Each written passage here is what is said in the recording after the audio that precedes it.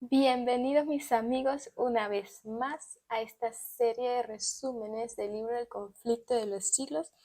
Hoy, en el tercer resumen, ya entramos en el capítulo 2 de este libro, que lleva como título La fe de los mártires. Y dice: cuando Jesús reveló a sus discípulos la suerte de Jerusalén y los eventos de la segunda venida, también predijo lo que experimentaría su pueblo desde el momento en que él sería quitado de en medio de ellos hasta el de su retorno en poder y gloria para libertarlos. En unas cuantas declaraciones breves, predijo la medida de aflicción que los gobernantes del mundo impondrían a la Iglesia de Dios. Los poderes de la tierra y del infierno se coligaron contra Cristo en la persona de sus seguidores. El paganismo previó que de triunfar el Evangelio, sus templos y sus altares serían derribados. Por tanto, reunió sus fuerzas para destruir el cristianismo. Los cristianos fueron despojados de sus posesiones y expulsados de sus hogares. Todos sufrieron gran combate de padecimiento, experimentaron vituperios y azotes, y a más de esto prisiones y cárceles.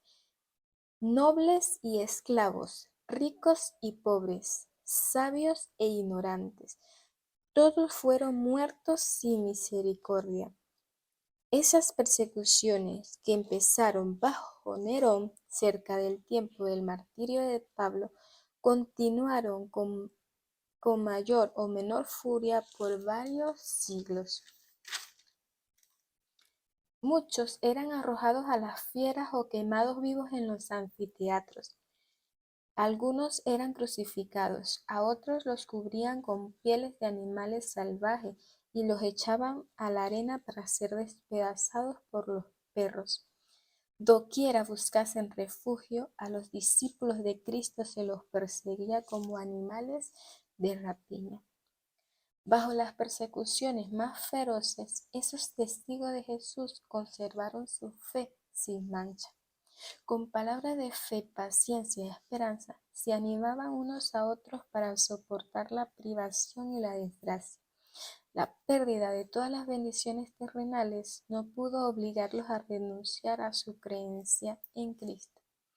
Vanos eran los esfuerzos de Satanás para destruir a la Iglesia de Cristo por medio de la violencia.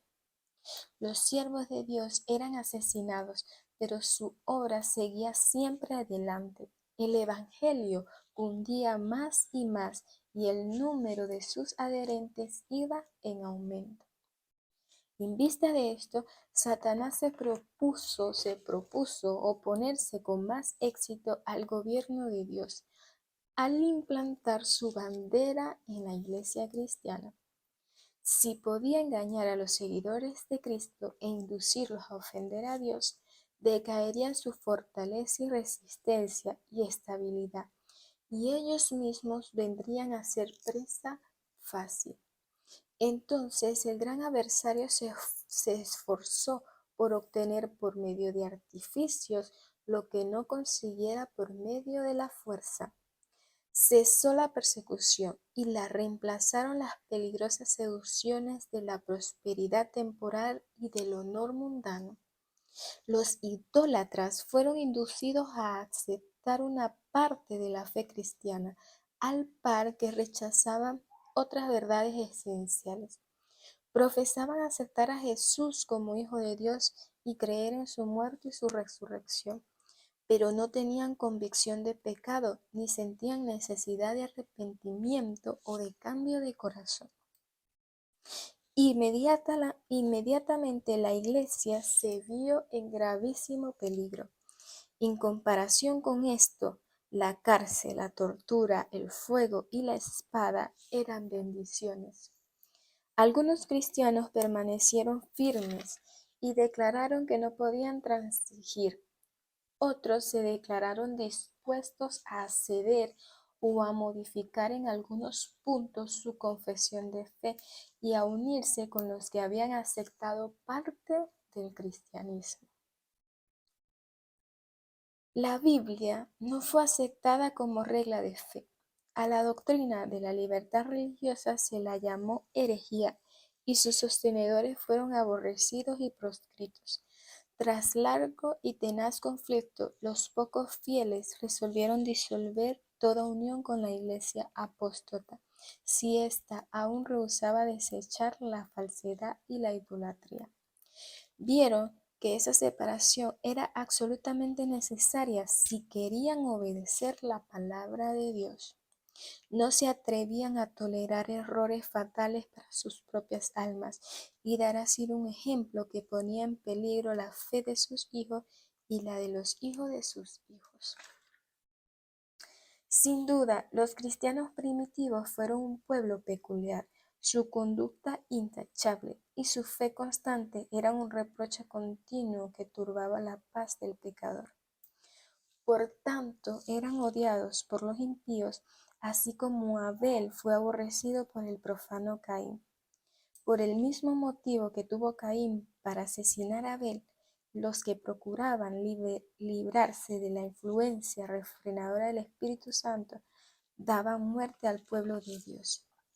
Y fue la misma razón que los judíos rechazaron y crucificaron al Salvador, porque la pureza y la santidad del carácter de éste constituían una reprensión constante para su egoísmo y corrupción. Desde los días de Cristo hasta hoy, sus fieles discípulos han excitado el odio y la oposición de los que aman y siguen los senderos del mal. ¿Cómo, pues, puede llamarse el Evangelio un mensaje de paz? El Evangelio es un mensaje de paz. El cristianismo es un sistema que, de ser recibido y obedecido, derramaría paz, armonía y dicha por toda la tierra. La misión de Jesús consistió en reconciliar a los hombres con Dios y así a unos con otros, pero el mundo en su mayoría está bajo el dominio de Satanás, el enemigo más encarnizado de Cristo. El Evangelio presenta principios de vida que son totalmente diferentes a los hábitos y deseos de los hombres y por eso se rebelan contra él. Aborrecen la pureza que ponen de manifiesto y condenan sus pecados, y persiguen y dan muerte a quienes los instan a reconocer sus requerimientos justos y sagrados. La providencia misteriosa que permite que los justos sufran persecución por parte de los malvados ha sido causa de gran perplejidad para muchos que son débiles en la fe. Incluso algunos se sienten tentados a abandonar su confianza en Dios. Se preguntan, ¿cómo es posible, dicen ellos, que uno que es toda justicia y misericordia y cuyo poder es infinito, tolere tanta injusticia y opresión? Esta es una cuestión que no nos incumbe. Dios nos ha dado suficientes evidencias de su amor y no podemos dudar de su bondad porque no entendemos los actos de su providencia. Previendo las dudas que asaltarían a sus discípulos en días de prueba y oscuridad, el Salvador les dijo: acordaos de la palabra que yo os he dicho, el siervo no es mayor que su Señor. Si a mí me han perseguido, también a vosotros os perseguirán. Jesús sufrió por nosotros más de lo que cualquiera de sus seguidores pueden sufrir al ser víctima de la crueldad de los malvados. Los que son llamados a sufrir la tortura y el martirio no hacen más que seguir los pasos del amado Hijo de Dios.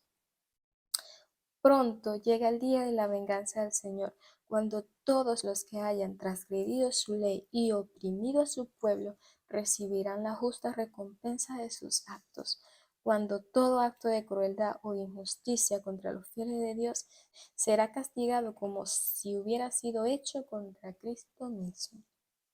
Aún hay otro asunto más importante. El apóstol Pablo declara que todos los que quieran vivir piadosamente en Cristo Jesús padecerán persecución. ¿Por qué entonces parece adormecida la persecución en nuestros días?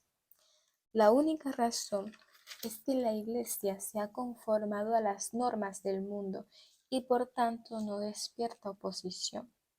La religión que se profesa hoy no tiene el carácter puro y santo que distinguiera la fe cristiana en los días de Cristo y sus apóstoles. Si el cristianismo es aparentemente tan popular en el mundo, ello se debe tan solo al espíritu de transigencia con el pecado, a que las grandes verdades de la palabra de Dios son miradas con indiferencia y a la poca piedad vital que hay en la iglesia. Mis queridos amigos, esto que hemos escuchado ha sucedido. Me encantaría que ustedes tuvieran la oportunidad de leer este libro completo.